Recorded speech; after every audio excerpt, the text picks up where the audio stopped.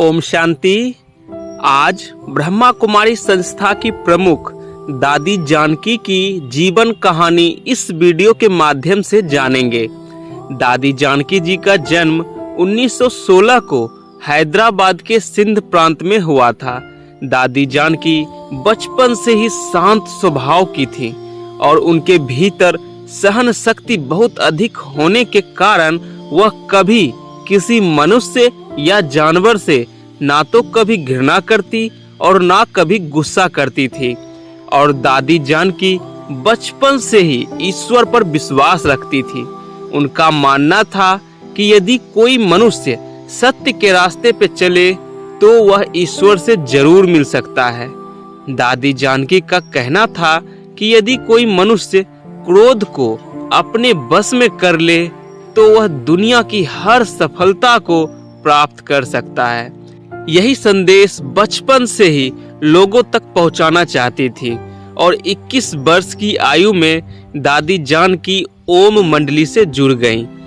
वहीं से उनका आध्यात्मिक जीवन प्रारंभ हुआ और आत्मज्ञान को प्राप्ति की और दुनिया को बदलने के सपने को साथ लेकर चलने लगी। दादी जानकी अपने ज्ञान का प्रचार प्रसार देश में ही नहीं बल्कि विदेश में भी की और ब्रह्मा कुमारी संस्थान को आगे बढ़ाया। और अब तक लगभग 50,000 से अधिक बहनें ब्रह्मा कुमारी संस्था से दादी जानकी जी के माध्यम से जुड़ चुकी हैं। ब्रह्मा कुमारी संस्थान से जुड़े भाई और बहन दादी जानकी को मां समान मानती हैं। दादी जानकी रोज सुबह में व्यायाम भी किया करती हैं।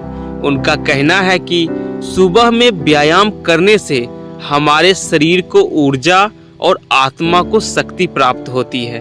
दादी जानकी जी के शांत स्वभाव और आसपास स्वच्छता रखने के लिए और लोगों को स्वच्छता की ओर बढ़ाने के लिए भारत के प्रधानमंत्री माननीय श्री नरेंद्र मोदी ने दादी जानकी को स्वच्छ भारत मिशन का ब्रांड एम्बेसडर बनाया हुआ है। दादी जानकी जी को अच्छे काम और लोगों को अच्छे उपदेश देने के लिए कई राष्ट्रीय और अंतर्राष्ट्रीय पुरस्कार से सम्मानित किया जा चुका है।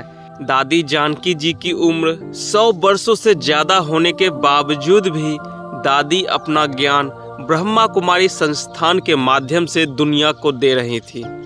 दादी जानकी जी 104 वर्ष की आयु में इस नश्वर संसार से अव्यक्त हो गई और दादी जानकी जी की याद में शक्ति स्तंभ को बनाया गया। दादी जानकी जी के द्वारा बताए गए मार्ग पर चलकर लाखों लोगों ने अपना जीवन बदला है और अपना जीवन बदल भी रहे हैं। ओम शांति।